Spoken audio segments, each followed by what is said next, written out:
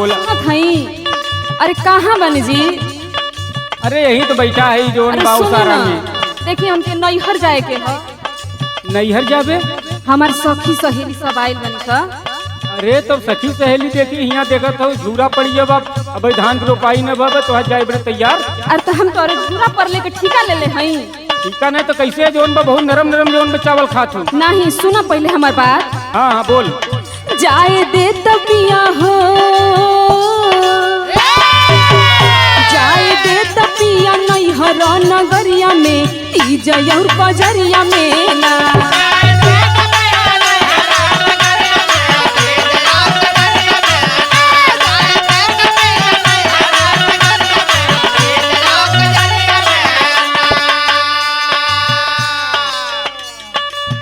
सुना हमार बात। का सुने सुनावा। सूखा पड़ी जब धान रोपाई नहीं भगा तो का करी हम? तैयार हो गयो। हमार बात सुना पहले। सुनावा तो। अब धनवा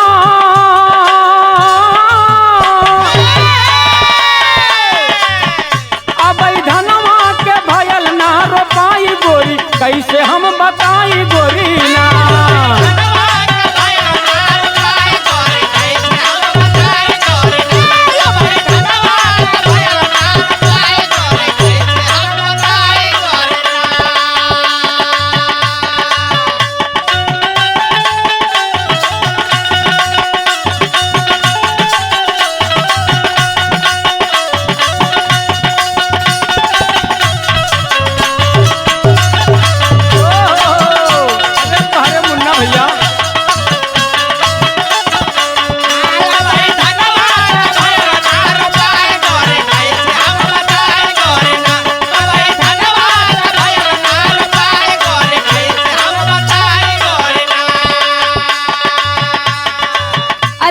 बतैबा धनवा के रोपाई का हम एकदम कपार हमार चकरा गइल बा तोहर धान रोपाई सुन सुन के।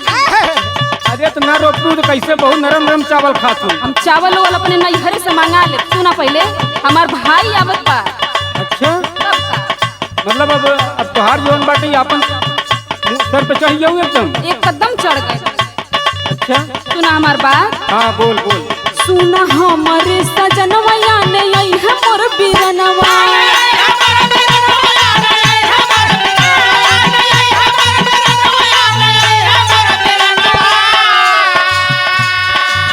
सुनत हवा ना? हाँ हाँ हाँ सुनत। हमार भाई आवत हूँ हमके लिए आवे। ठीक ना? अब हम मानब ना हम जाई।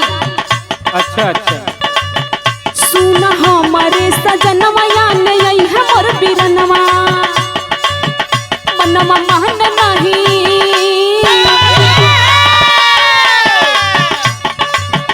मनवा मान नहीं सावन की बयरिया में तीज और कजरिया में।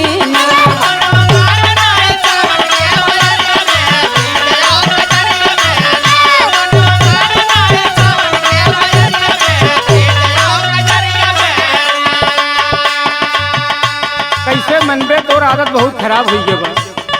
खूब अगल बगल जोन बाटे कहूँ मदारीपुर मेला कहूँ प्रयागराज के मेला खूब गुलाब भंडार के दुल्हनी साथियों को कहरत हो।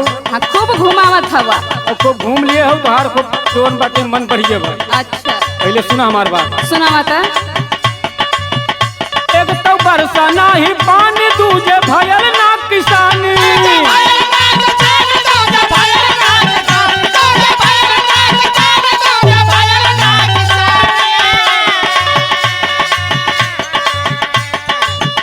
तीज और कजरिया ना सोहाई गोरी कैसे हम बताई गोरी ना।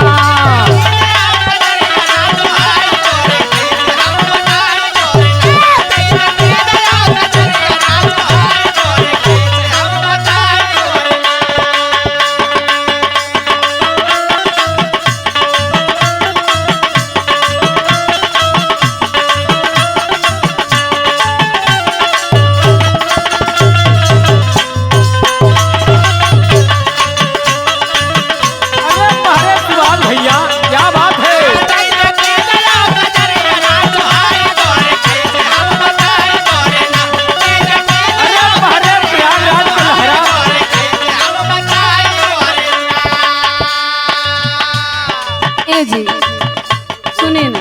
हाँ बोल। खाली 4 दिन के बाद अरे 4 दिन के बाद हम समझत हई अगर भगवान एक बैग देखत आज के रोज से बदली भाकल करे अगर एक बैग अगर बारिश होई के बाद हम टेका ढूंढब हम छटपटाई तो मर जाबे जो। अरे तो वहाँ हमरे माई बाऊ छटपटा के मर जाई है तब हम का अरे करब? तो हियां सासुर देखबे कि नैहर देखत है? अरे पहले माई कब से आइल है जी? अरे तो अपन पहले घर काम करे कि तोर नैहर काम करे? नहीं पहले हमार बात सुनी। हाँ बोल। केवल 4 दिन के बाद जो हट हुई है माई बाप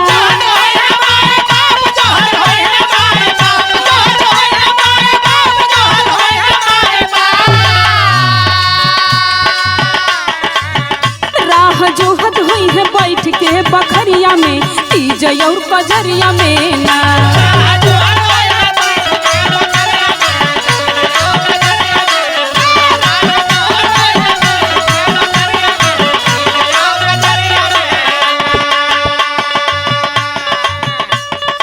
तोर आदत बहुत खराब हुई गई बा। का खराब हो गइल बा? तो जिद कैले तो जाब हाँ तो जाए ना तो दे। हम 20 दिन मना करते तो का जाए कि नहीं बनई है। अरे हमार सखी सहेली माई बाऊ सब हमके जोहत ह। अरे जोहत है लेकिन जब अपन बना रहे तो तुहार नैहर तुहार बाप महतारी सब तोहका बोले ही अगर हमार बिगड़ जाए तो तोहका क्यों माने न?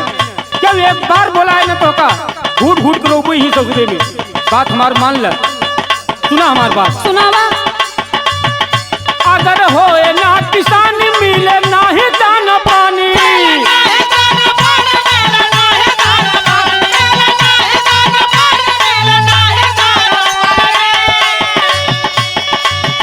ललिता भूखन मरी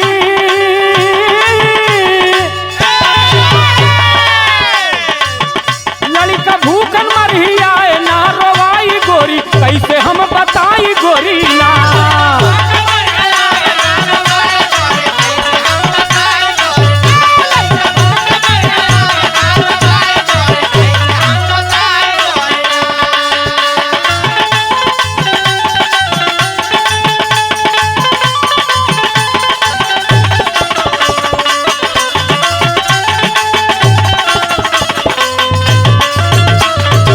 अरे पहले मुन्ना भैया सही हो प्रयागराज।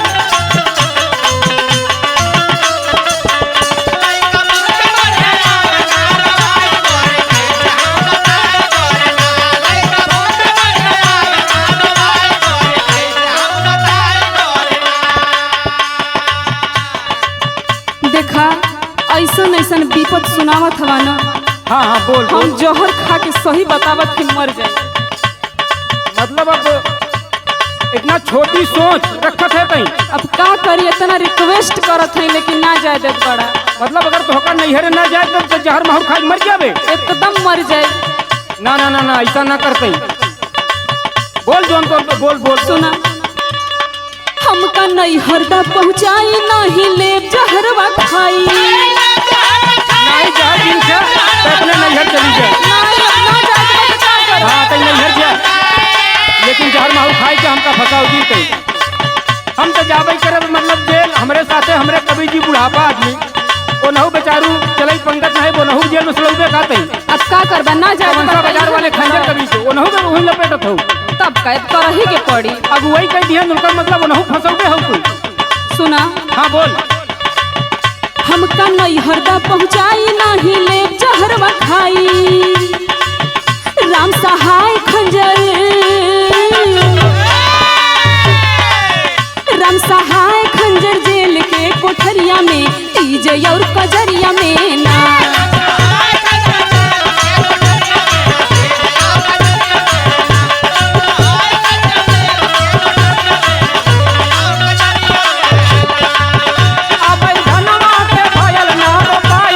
कैसे हम बताई गोरी ना।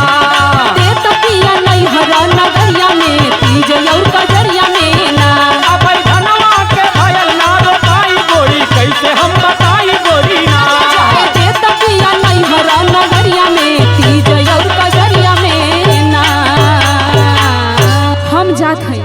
हाँ जय जय हिया जहर माहौर खाई की जोन बा हमका सब एक फसाऊ जिन।